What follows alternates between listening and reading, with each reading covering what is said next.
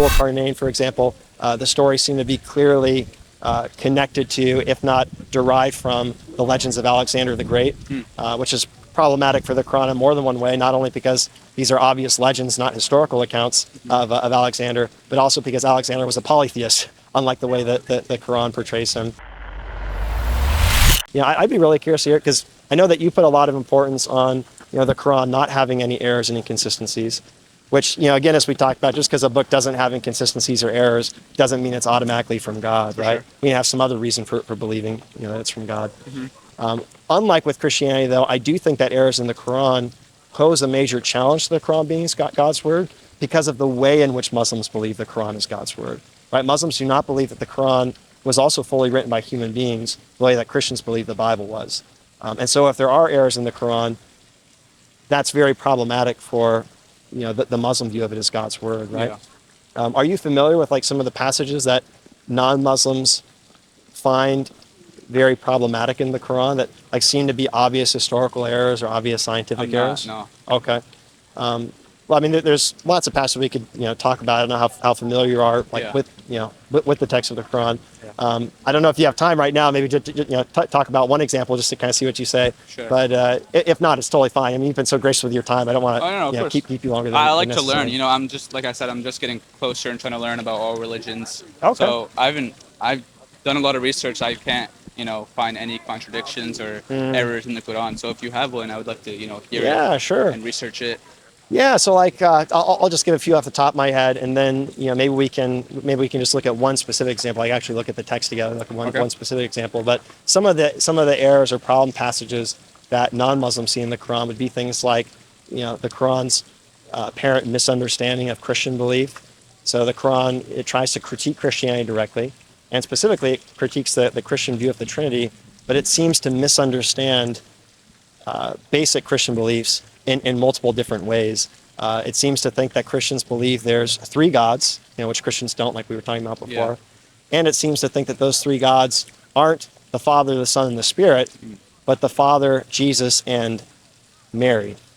Maybe you're familiar with the passages I'm thinking of. Yeah. And that's not something that Christians believe, or any major Christian group has ever believed historically, prior to Muhammad's time or now, I would say. But that's just one example. There are other historical problems in the Quran. There's a passage that talks about a Samaritan being involved in the golden calf incident hundreds of years before Samaritans existed. You have the dual carnane stories. I don't know how familiar you are with with the scholarship on that topic, but I definitely need to research all of these. Yeah. Okay. Sure. Yeah, like dual carnane, for example. The stories seem to be clearly connected to, if not derived from, the legends of Alexander the Great, which is problematic for the Quran in more than one way, not only because these are obvious legends, not historical accounts of Alexander, but also because Alexander was a polytheist, unlike the way that the Quran portrays him. Okay. Another example, maybe one that we could just look at briefly together, because it seems to be a very straightforward, obvious historical mistake, is the relationship between Jesus and Moses in the Quran, right? The Quran, I'm assuming you're aware. If not, just let me know. Maybe we can look at some of the passages. The Quran says that Mary, Jesus' mother, was the daughter of Imran's wife and the sister of Aaron. Okay. The sister of Aaron and Moses, right? Okay. And in the Torah, we find that Moses' father was Imran, and he had a brother Aaron and a sister Miriam. Okay. In Arabic, Mary and Miriam are the same. They're the same word. They're the same name, Maryam right? is the Arabic translation. And so it's very easy to see how a human can make that mistake, could confuse Mary, the mother of Jesus, with Miriam, the sister of Aaron and the daughter of Imran, Moses' sister. But historically, they were separated by hundreds of years, if not over 1,000 years. Okay. I'll definitely have to research these, yeah. Yeah. Because from what I've seen, it's very, and those are great points. Obviously, I need to do more research on those. Yeah, for sure. From what I've seen on YouTube, with Sheikh Uthman, he says there are no contradictions. Right. From what I believe, there's no contradictions. So if you're saying that there is contradictions and errors, I will need to look at that. Yeah, and you're right. Because That's something you have to believe as a Muslim. You cannot accept the Muslim view of the Quran, the majority Muslim view of the Quran, and yet also believe that there's factual inaccuracies at the same time. Yeah, I definitely need to look at these that you're bringing up. Yeah, for sure. Yeah, I'd be interested in hearing what you find, man. And for what it's worth, Muslim apologists have answers to all of those passages. Sure. The question that you have to ask yourself is, are the explanations they're offering more plausible than the view that it's just a mistake? Okay. Because for me, I've heard different explanations for these passages, and every explanation that I've heard, at least, seems to be strained. It seems like, yeah, sure, it's possible, but it just doesn't seem more likely. More likely than it's just a mistake. Yeah, it's just a mistake in the text. I see what you mean by that. And so, obviously for us, we just have to believe whatever's most likely to be true. I see. There are so many things in life that we can't ever be 100% certain about, right?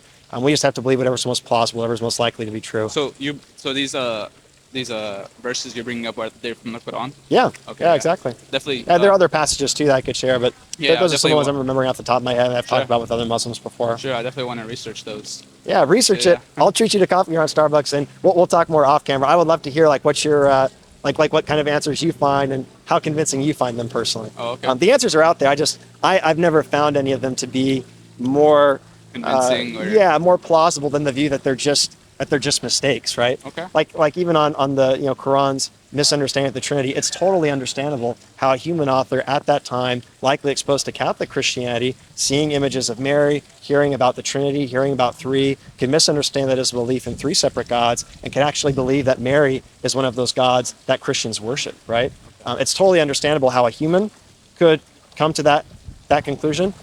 But obviously, if the Quran is God's word in the sense that Muslims believe it is, that's a serious issue, right? Surely God knows what Christians believe, right? And if he's going to critique it, surely he can critique it accurately, right? Most definitely. So, yeah. Sure. Anyway, man, that was an awesome conversation. I'll give you the final word. Is there anything else you'd like to say while we're that was a great conversation. I learned a lot from you. I hope I taught you some stuff as well. Yeah, always wonderful getting to talk with Muslims. I love how many Muslims, at least, are very serious about what they believe. Sure. And in your case, I can tell that you've thought through some of these issues before too, which was very cool. It was a wonderful discussion, man. For sure. I enjoyed it a lot. Most definitely. Thank you again. Yeah, absolutely, dude.